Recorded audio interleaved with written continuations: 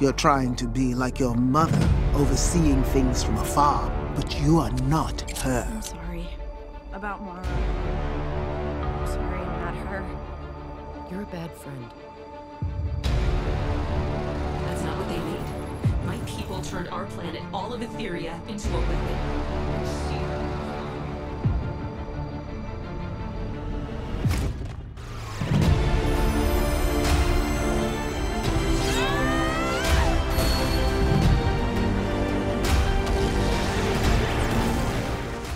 Podcast character designs done by Demon Artie. Be sure to follow her over on Twitter at ArtieDemon. She-Ra and the Princess of Power, Season 5, Episode 13, the season finale. Everything's led up to this, 52 episodes, and this is quite possibly, I could probably say the worst season finale I've ever seen in a cartoon of all time. Nothing it just moves along at its own pace, and things happen that make no sense. Stuff that happened in previous episodes don't really match up with things that happened in this episode.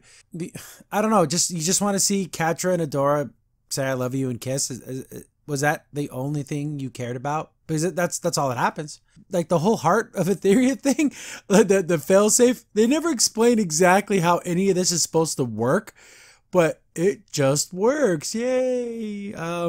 No big battle. No fight scene. I wanted Adora to fight Horde Prime it doesn't have to be the most amazing fight ever, but there's no fight at all.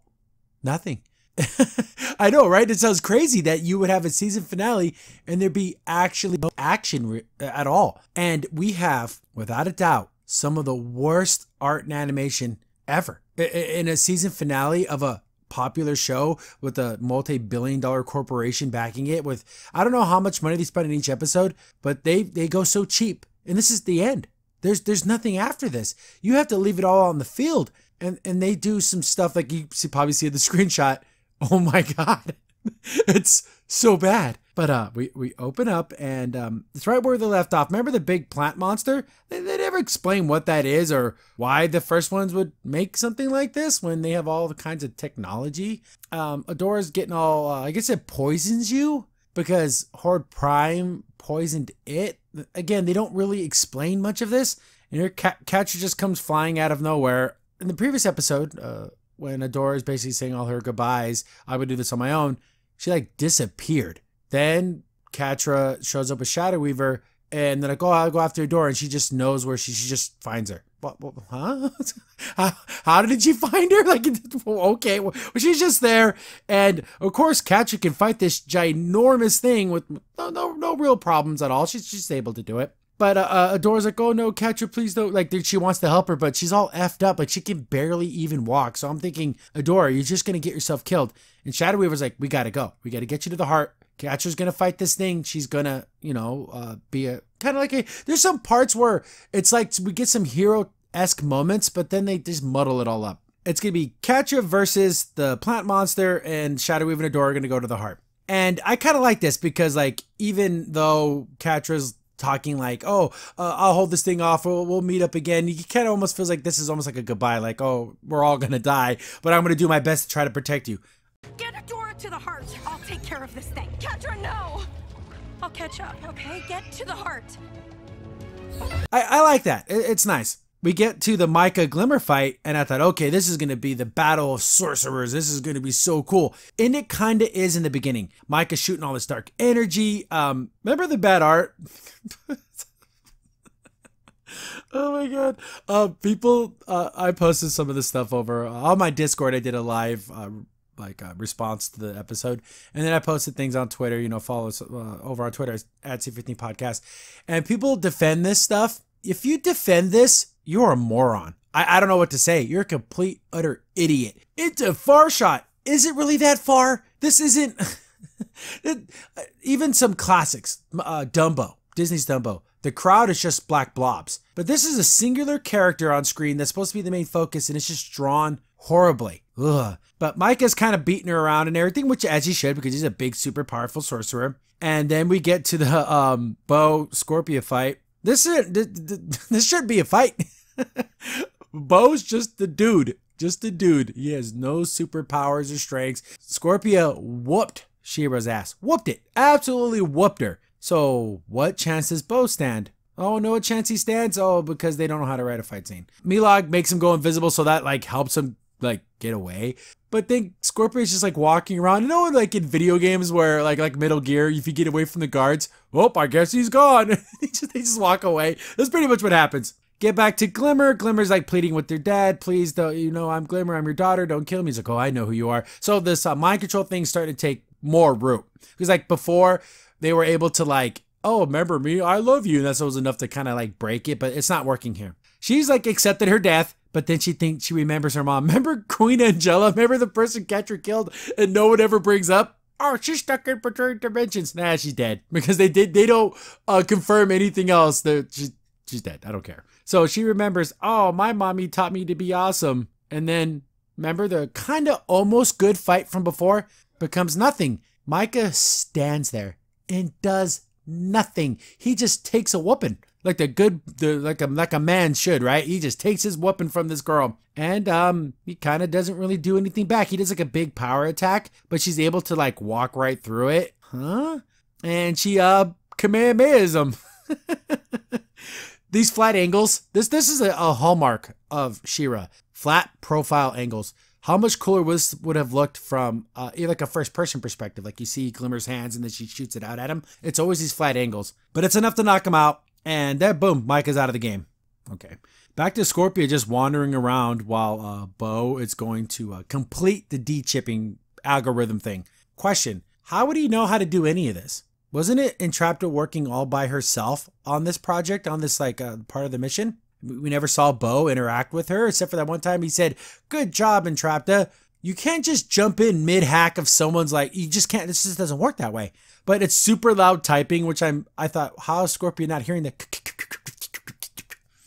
But since Bo is not a very smart guy, he's like, hooray, I did it. Like he just yells it out loud and that's enough for Scorpia to hear him. And then she shoots him, hits him dead in the chest. This blast was strong enough to knock She-Ra out of her She-Ra form. But it just kind of hits Bo and he's like, oh no. He should have exploded. How did he survive this? Oh my, these people don't know how to write for garbage. Then I kind of like this because Bo's like biding his time. But why is she waiting? Why in the world did she just kill him? Like, you don't see her like fighting the mind controller or anything. She's just standing there. So I don't know if Bo's speech is doing anything, but he's like, oh, Horde Prime, he can't change who you are and make you do things you don't want to do, which she's been doing this whole entire time. But the thing's starting to load up. So it goes off and then it starts to, I guess it does what it's supposed to do. It starts to de-chip everyone. So we get to see everyone, her eyes turn back to normal. I thought that was super weird because it's working, or was she fighting it and then he hits the button? Then it has like a little cutesy anime face. Remember Cowboy Bebop with Edward? It's that. Okay, you watched an anime, we get it. So it starts to work on everyone and then we see Huntara. Remember Huntara? Oh, apparently she got chipped. She's pretty strong. Why wasn't Horde Prime using her to do things? Who knows? We get a bunch of like random people that remember those pirate people and the cat girl that actually looks like a cat girl. The butterfly people. Everyone starts getting de-chipped. And then Scorpia, of course, has to grab Bo, make him like cradle him like he's a baby. Okay, huggy hug times. Everyone's hugging. Even Milog gets in on the hugs. But the hack's starting to work, and Entrapta's up there with Horde Prime. And she's like, yes, it's working. Ha ha ha, I got it to work. And then Horde Prime's getting all pissed off. This is the point where I just would have been, you know what? F this stupid planet, screw everybody. You know, everyone teleport off the planet and just start bombarding and killing everybody. This is their excuse to why he doesn't kill everybody is just stupid. He just goes crazy. What a dumb excuse. But Bo took over the signal and then he's like the big pillar. So he gives a big giant speech. And then look, we see the trio. We get to see Lonnie, Kyle, and Rogelio. And Imp. Imp is like in a baby carrier thing. They don't talk. There's no dialogue here. Like there's no epilogue. For everyone who was wondering if there was going to be like, oh, this is what happens to everyone after the fact. No, there's nothing like that. They were just with the Crimson Waste people, which is, I'm assuming these background people are. Were they all chipped? Did they just get de-chipped? I don't know. Who knows? Who cares? It doesn't matter. Side note, Noelle Stevens said, I don't know if it was her directly, but everything they say like on Twitter or like during any of their like Ask Me Anythings, their AMAs, it feels like they're just making things up and they're just saying silly things because there's been times where they will say something like, oh, this character's like this, or they'll say something as ridiculous as Catcher's full name is Catty Catcher the Cat or something like that. So is that canon? Is that true? Do we take that? Are they just being silly? So I don't know. I don't take anything said outside the show that's not shown to us. I don't take any of it because they're not taking it seriously, so I'm not going to take it seriously. But they're saying that Lonnie, Rogelio, and Kyle are all like in a three-way relationship. What? There was the one line from Scorpia that Kyle had a crush on Rogelio. That's it, but nothing about Lonnie. I don't know. What a waste of 3 characters. Whatever. Ugh. We see Bo's dads, and of course they have to be totally effeminate because that's what you do. They couldn't just be holding hands. No, they have to be like kind of like cradling. You know, it's just ugh. They still conform to gender stereotypes. That's what I don't like about this. Oh, it's such great representation, but it's obviously one dad's the wife and one dad's the husband. Why do we have to have gender stereotypes? Still, even with a gay couple, they still have to throw it in there. Anyways, Bo's like, oh, we have to stand up to them. We have to beat them even if we're outnumbered or we have all our strengths because we're best friends. All the clones start to teleport down and they have the high ground. And they don't start shooting right away. I don't know why. They're waiting for the good guys to like armor up. I don't know. It's beyond ridiculous. So they're going to start this big battle that we really don't get to see. Nothing really happens from it. Horde Prime's getting pissed. And he's like, you know what? I'm sick of this. Horde Prime's getting pissed off. And he could tell that he's getting... I thought he was just going to get super angry. No, he literally goes crazy. Anyways, get to the fight where Catcher's just beating the crap out of this thing. This should have been a giant worm plant monster thing. Because what sense does it make for the first ones to have this? Wouldn't it have been better if it was like a giant crystal monster or like a mechanized version of Light Hope, like a big giant robot version of her? Something that made sense with the Crystal Castle, not giant plant monster. Come on, people. It doesn't take much. But Catcher's jumping around and beating the ever-living hell out of this thing. And then she starts to run away from it. She runs into the hologram of Horde Prime. And she stands there to listen to him. Why? Just keep running. He's not there. It's just a hologram. He can't stop you. I'm guessing this is the way I would explain it, that she still has that trauma, right? Where when you see your abuser, when you see the person who caused all this pain, it's still like, it takes your strength away. Like it robs you of your courage. It doesn't, they don't really show that. I'm just assuming that. Then this plant monster has been known to be able to just like cut you up, right? It like grabs your leg and like pulls her away. Why? Why didn't it just impale her right through the chest and just kill her? You know, it just little things like that. I would have made it to, you know, you got to write it better. But as Noelle has admitted on many occasions, she can't write action. She just absolutely hates it. She just wants to write girls kissing. And that's literally exactly what she said on Twitter. We get back to Adora is being escorted by Shadow Weaver, and they get to this is the heart, this whatever this glowy thing is, but then it's not, because when we see the other part of the heart, it's not this. So I don't know what this is.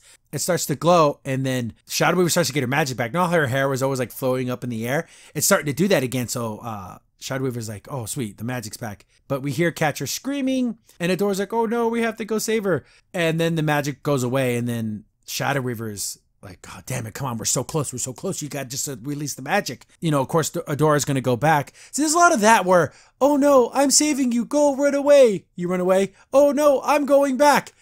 It's just a big waste of time. Get back to the plant monster, and look at this animation. I'll just play the clip. So brave, risking yourself for Adora, but it will make no difference. Jesus.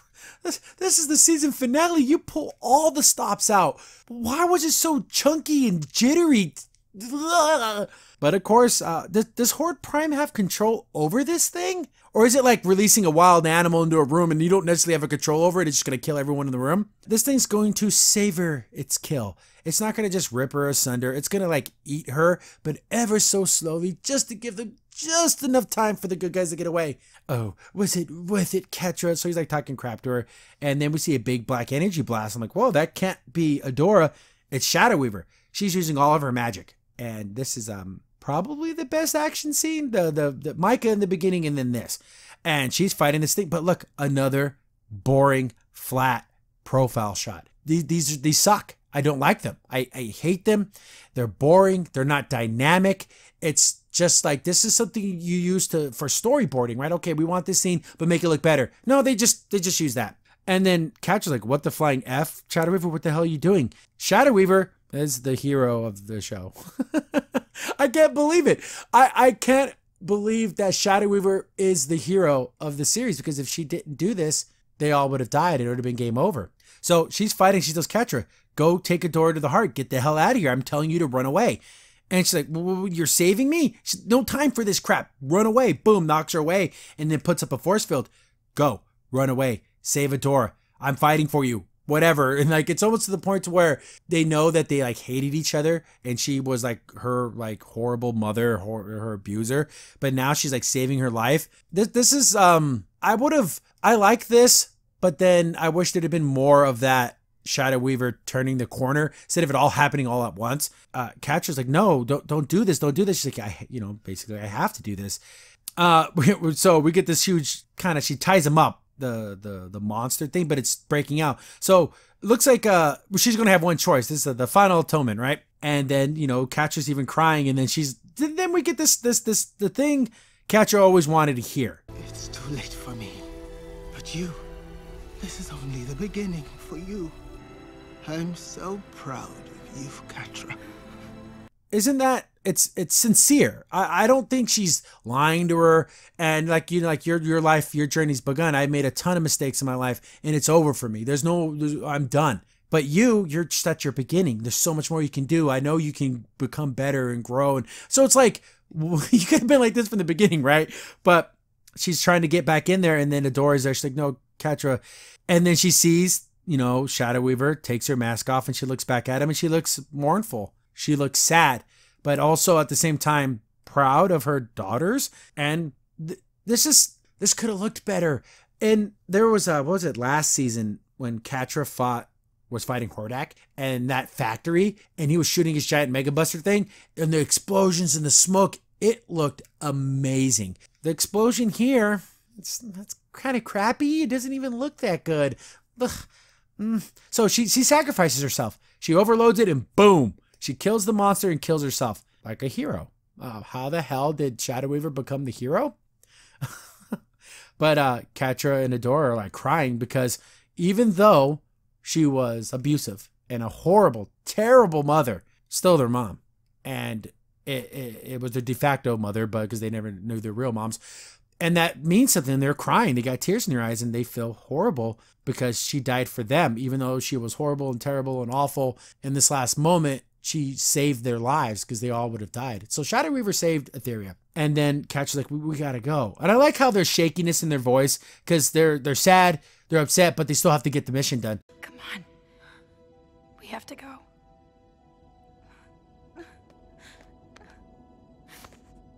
So they're gonna go to the heart. And Tara's fighting robots, and she doesn't get to talk because Gina Davis was only in the sound booth for 10 minutes, so she didn't get to talk. I don't even know, is this Gina Davis screaming, or is this just some random person that got to do the thing? Remember the 3 chefs and trapped as chefs, and so they're there, and it looks like absolute garbage. We get some castle. I don't know what this is. Is this drill? We get Double Trouble pushes 2 clones off the thing. The science is intentional. Who cares? Who gives it? I don't want to cuss. Look at this animation. Look at this run cycle. This is embarrassing. This is absolutely embarrassing for not just a season finale, a series finale. You're never, the chances of this ever getting animated into a sequel or a movie or anything are slim to none. And this is how you want people to remember your animation? Ridiculous. So Horde Prime's seeing everyone like revolt, and he's like, you know what? And then like Entrapped is like, yeah, it's working. And he's like, you know what? I'm sick of this freaking dummy. Get rid of her. Kill her. Kill this insolent fool. And of course, the Hordak clone that's there is our Hordak, and he's still holding that love charm the whole time, just in his hand. And Horde Prime never saw that. He never questioned, oh brother, what the hell's that? Whatever. Get back to Adora and Catra, and they start walking, and then they get to the heart, which looks nothing like the heart did when Shadow Weaver was there. It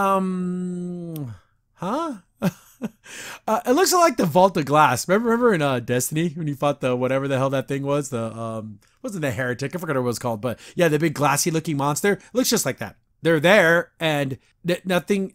How does any of this work? How does the failsafe work? Do you walk in the middle of the room and go, failsafe, turn on? Do you throw your body into it?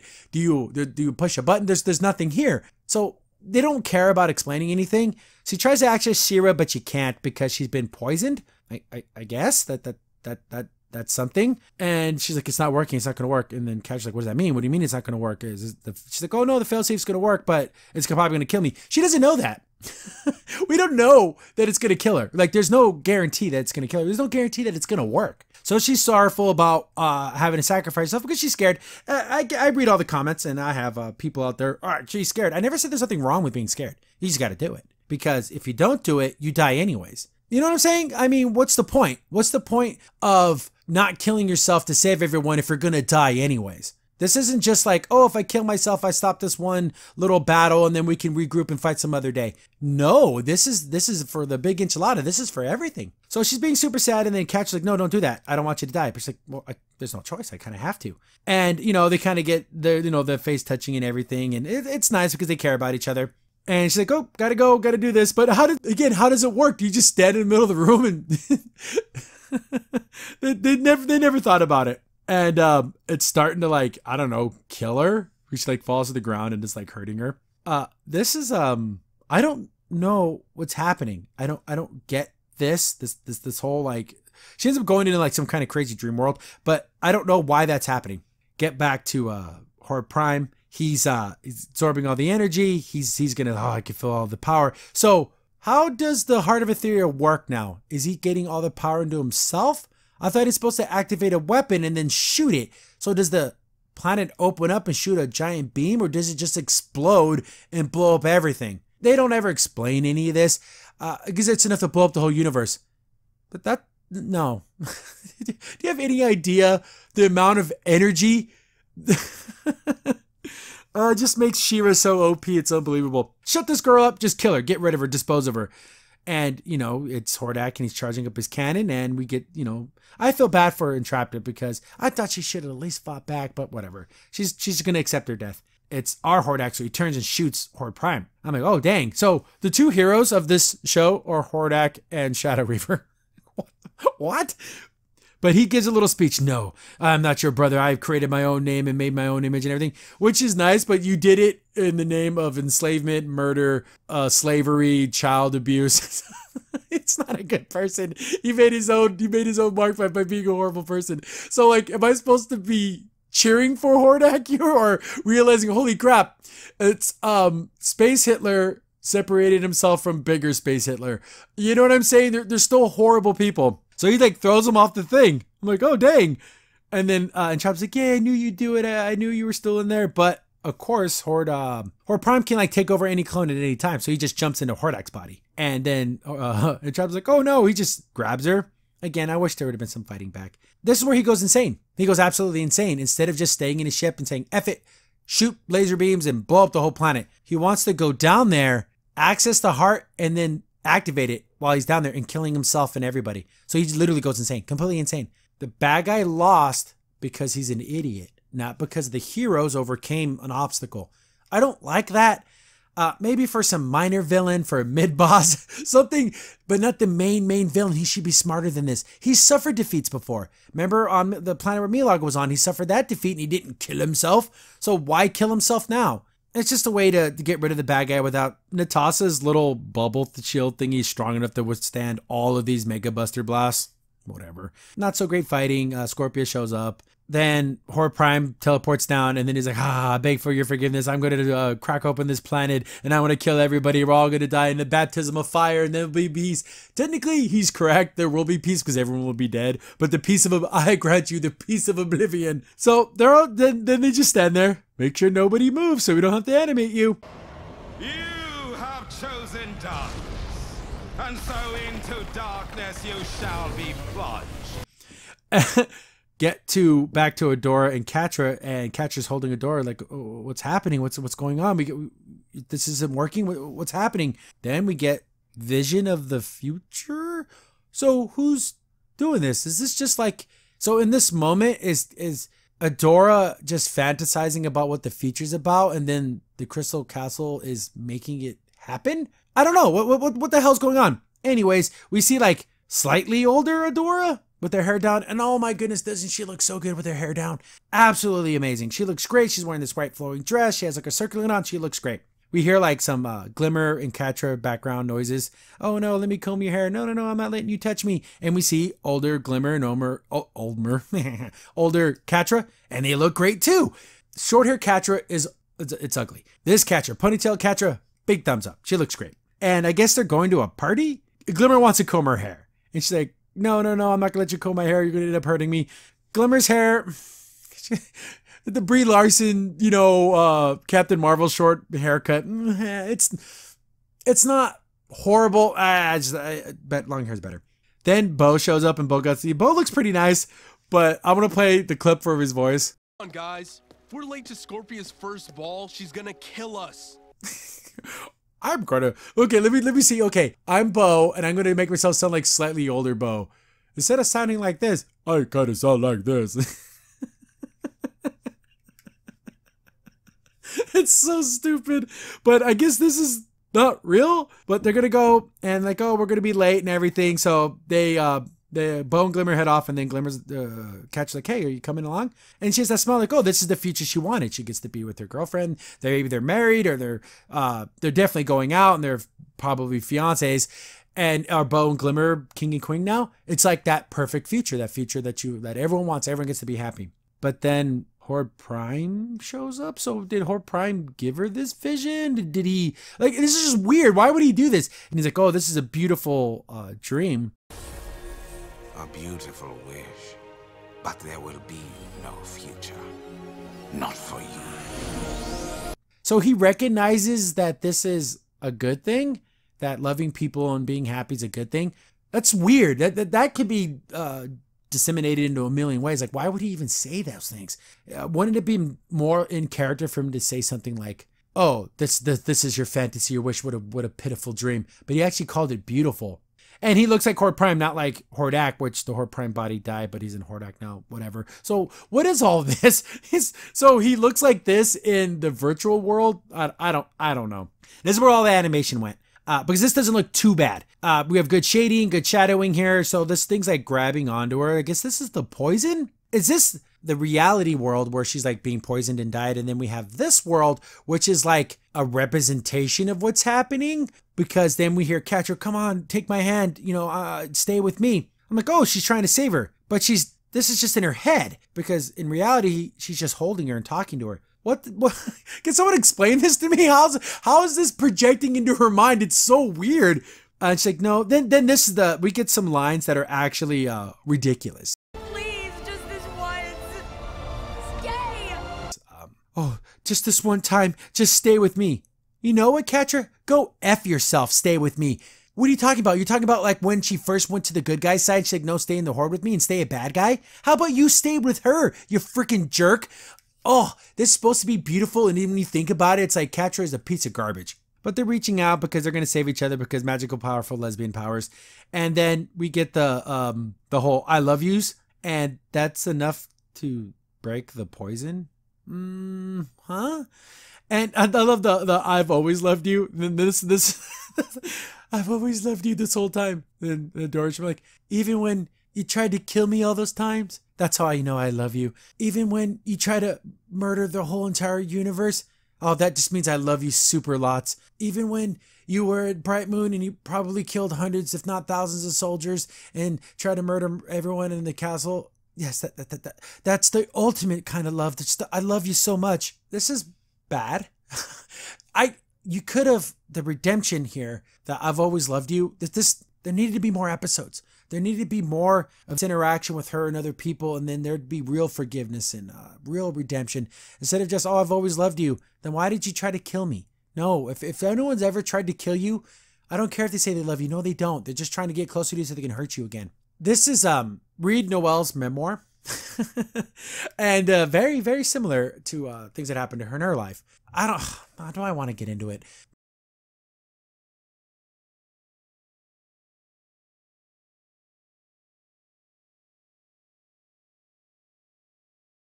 Then they get the moment that everyone wanted, and the only thing they ever cared about. They get a kiss, and it's not even like a powerful, passionate kiss. It's just kind of like, it's not animated very well. It should have been better. And it activates the failsafe. That's what, or gives her back her She-Ra powers. Did the failsafe ever activate? Because she still has the heart thing in her, so does it leave her? I don't know. Nothing matters. Get back to Horde Prime. He's like, oh, everyone's gonna die. Isn't this wonderful? Then She-Ra comes out, and everything starts glowing, and everyone's like feeling all the heavenly glowy. And everyone's standing still because no one's allowed to move. And this is where I'm like, okay, here we go. Battle time. Look at that. Her eyes are glowing. She's walking out of the power of the light. Horde Prime's going to see her, and he's going to be, enough of these games. And he jumps down there, and they have this huge battle. She's hitting him. He's jumping in the air. He's controlling these other clones. Everyone's trying to keep everyone off of She-Ra so she can fight Horde Prime. Stuff's blowing up. Huntara shows up. No. None of that happens. Nothing even remotely awesome happens. She just walks out and gives everyone a look. Stuff starts growing in her wake. Like everywhere she goes, there's like grass now. She became super Perfuma. Then this. Oh my god, this. The Defenders. It's a first shot. You're a moron. You're an absolute complete idiot. This is the season finale. Series finale. You're gonna give us this? This is how you're gonna be remembered. The funny thing is, this looks like how Noelle used to draw. She used to draw very straight, angular lines, little like, this is what got her famous. She did like an Avengers picture, and she drew all her characters very stick framey. Somehow this is good, but this looks like that. And she picks up the sword and then shoots it into the sky, and then breaks the mothership. Turns into a big tree. Here's the thing. This is what I would have done. I would have started with this far shot. But it would have been, again, what's the excuse for the far shot? To show us the majesty of some rocks and some crappy scenery? The camera should have been far, down low, angled up just a tiny bit, and it rushes towards Adora. She's powering up her sword. The camera spins around her, goes up her leg, goes up her arm, follows the sword and the energy beam. It follows it up through the atmosphere. You see it go into outer space. The camera pulls away. The energy beam hits the mothership. We start to see the trees start to grow. We see inside the ship, things are blowing up. Tree branches are going everywhere. It should have been an amazingly epic shot that just left my jaw on the ground. No, it's just this shot from outer space looks decent, but then like the tree growing and the way that the leaves look, it's so generic. That's how she beat the... So now he doesn't have a mothership, and it's just Horde Prime. Okay, so we still have an opportunity. We can still have a really cool fight. She sticks her sword in the ground and makes more trees grow. And then Horde Prime's on his ass. Oh no, what's happening? She walks up to him, and he doesn't even throw a punch. He doesn't kick. He doesn't shoot a laser beam at her. It would have been nice if he'd have been shooting at her, and then like Adora just knocks him away. Like she's so powerful now that she can just boom, boom, boom, just push him away. She just grabs the face and does the Avatar thing. Remember with the season finale of Last Airbender when so like when he took the bending away, like he held him, and then it would see. But there was a battle of wills where Aang was a millimeter from being taken over by the evil and the hatred, but then he was able to push back, and then he pushed out the took away his bending for the Fire Lord, or what did he call himself, the Phoenix Lord at the end of the series. None of that happens here. We get Horde Prime gets, I don't know, the glowy, and then she forces out the evil like an exorcism. Is this his original form? Was he like a parasite that took over something? Because he's been jumping from body to body for thousands of years. So I'm wondering if this is his original form. And we don't specifically know if he's dead for good. Like it's one of those things like, oh, maybe a piece of him got out and then he's able to take over something else, and then he'll work his way back up. Then we get a flashback to when Hordak got Adora. Again, I don't understand the timelines here. Because remember, it was Lighthope that said, oh, she brought Adora here, but it was Hordak that brought her here. So the portal, Hordak opened a little portal. Instead of sending a signal straight to Horde Prime right then and there, he didn't do that. He went through the portal, ended up with the king and queen in their castle, and saw Adora the baby and grabbed her, and then jumped back through the portal, got forced back into it. Why would he grab a baby? Did he grab it like, you know, as a hostage? Ha, you can't hurt me if I'm holding this baby. We don't know. We don't get any of that. Like it just, but they said that Lighthope brought her here. So which of these two stories is true? Did Lighthope open the portal for Hordak? How did she know that Hordak was going to grab Adora? What in the world? I don't get it. Anyways, he looks down at Adora. Look how absolutely adorable.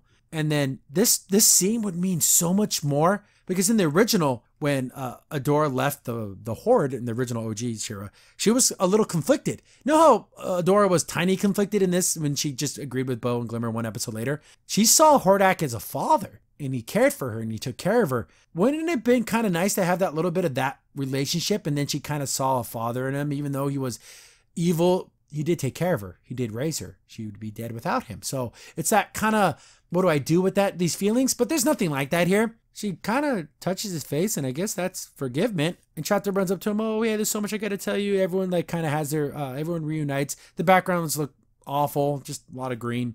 Micah gets to meet Glimmer, like, without being crazy, and of course he's an idiot. He's like, oh, hello, I'm your father. Like, he says it like like he didn't know how to talk to his daughter. But she hugs him, oh, I love you, and all that stuff. Another boring flat angle. Only lesbians are allowed to kiss in the show. Straight couples don't get to kiss. They get forehead kisses or nothing. Bad, horrible art. Everyone's happy and cheering. Catra and Scorpia's meeting, which I thought should have been meaningful, should have been deep, should have been impactful. It should have been about forgiveness and owning up to your mistakes and, you know, forging a relationship, a friendship going forward. Oh no, she just hugs her, everything's cool. It's been better than that. Come on. Then we get, like I said, straight couples don't get to kiss. And so Marista's looking at Seahawk like, oh, look at this nice smile. This is like the nicest smile she's ever had in the whole series. And then she sees Hordak and she's like, I guess we're just okay with this. I guess we are. Adora walks out and looks at a pretty bland scenery. We see some like geese flying by. Should have, I don't know. Everything just looks blah, very, very blobbish. Like there's not a lot of detail in anything. And I guess the world's saved. And we see Madame Razz. Oh, thank God. I thought she was dead. Wouldn't it have been nice for Madame Razz to, I don't know, help Adora in season 5 at all? But she's like, oh, Mara, I'd be so proud. Which she would be because she saved everyone. She's nice. She's happy. She's smiling. Catra's there. They hold hands. They kiss and everything's beautiful. Get Bow and Glimmer. Tackle them because you tackle your friends, right? Have you ever tackled your friends? Has anyone ever done that in real life and your friend didn't get up and said, what the hell's wrong with you? What do we do now? We do whatever we want. No. Should have the Guardians of the Galaxy ending. Want to do something good? Want to do something bad? Nope. They agree to bring magic back to the universe. Huh? What does that even mean? You go to the planet, she sticks your sword in the ground and brings the magic. Magic can be dangerous too, so is that even a good thing to do? But yeah, we get space, the International Tree, International Space Tree Fortress up there, and that's the end of the series. Over. The art and animation are embarrassing, absolutely embarrassing. I would be ashamed if my name was on this, and I'd be like, oh God, I can't believe I had anything to do with this. No cool battle. The bad guys were the heroes. Hordak and Shadow Weaver, especially Shadow Weaver, the actual heroes of the show. The non-explanation about how the heart actually works, how the failsafe actually works. But yeah, it's over. And yeah, I feel empty. I really wanted there's something cool to happen. I really wanted something for me to be like, you know what, despite everything, that it had a super great ending with a wonderful message. And no, it just, you know, just moved along and let's get to the gay kissing, get to the lesbians kissing. And as Noelle admitted, that's what she likes, and that's her favorite thing in the whole entire universe.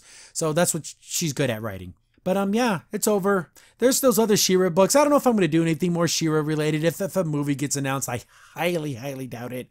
Or if a new comic or something, if you guys really, really want me to, I can get into those. But yeah, 52 episodes, just bad to meh. A couple of good episodes, episode 11, season 1. But I just want to thank everybody for going on this journey with me. Even the people that comment on every single video about how stupid I am, how dumb I am, how much they hate me, but they watch every video and they comment every single time. Okay. But anyways, I love all of you anyways. Thanks for watching, guys. This has been, it has changed me. Not for the better. It's made me not appreciate DreamWorks. But yeah, guys, I don't know. Just sound off in the comments. Let me know if you had to continue the series. Do you like that idea of like going from planet to planet and giving them magic or doing whatever the hell that is? No, it's a better idea.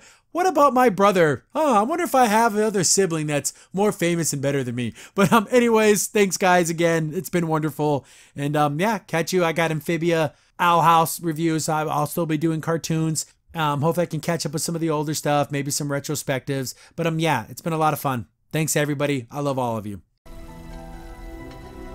You're welcome. Crimson Saint here. Thanks for watching the video. If you're enjoying the content, be sure to sub, like, share, and hit the bell for notifications so you don't miss a single upload. If you have any tips or story ideas, hit us up on Twitter at C15Podcast, or better yet, join our Discord server, link in the description below.